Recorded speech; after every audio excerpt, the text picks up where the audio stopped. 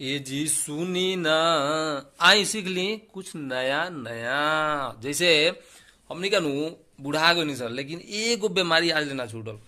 हमनी के वेरिया जोन बानू, वेरी के लेके आज तक पड़ल बानी सर। कुछ भी बोला वेरी लगा दो। जैसे बहुत कुछ, बहुत के साथ कुछ भी लागल बा वेरी लगा दो। ये भैया पुरान ट्रेंडिंग, ई जोन बानू बहुत पुरान ट्रेंड हो गया। अब एकरा छोड़ दी, अब यूज करे के बा कुछ स्मार्ट और अलग तरीका से, जोन की आज ट्रेंडिंग में चलता। जैसे हमने कहे के बा कि बहुत बड़ा, तो बहुत बड़ा ला वेरी बिग, खाली एक को ओकरा के बोलला से मतलब नहीं। अब एबार दुनिया कहाँ से कहाँ चल गई बा, चांद पर पहुंच गई हमनी का, उहे याद लेके बोल रहे।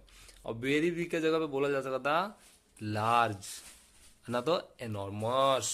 दोनों वर्ड कोनो भी यूज किया जा सकता, इनॉर्मस भी चाहे लार्ज भी।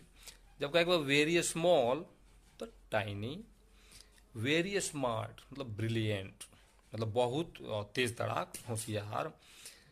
और वेरी क्वाइट मतलब बहुत ज़्यादा शांत, तो एकरा खातिर यूज किया जाता है साइलेंट। Very rich, wealthy. और ऐसा नहीं खतरनाक खतरनाक किसी खातिर ना, चैनलवा के अगर नया बार तो सब्सक्राइब कर लो। और वीडियो अगर पसंद आ गया लोग तो लाइक करके पूरा दुनिया में शेयर कर देना, तो हल्का मजा आ जाए, एकदम गर्दा उड़ा दो। So thanks for watching.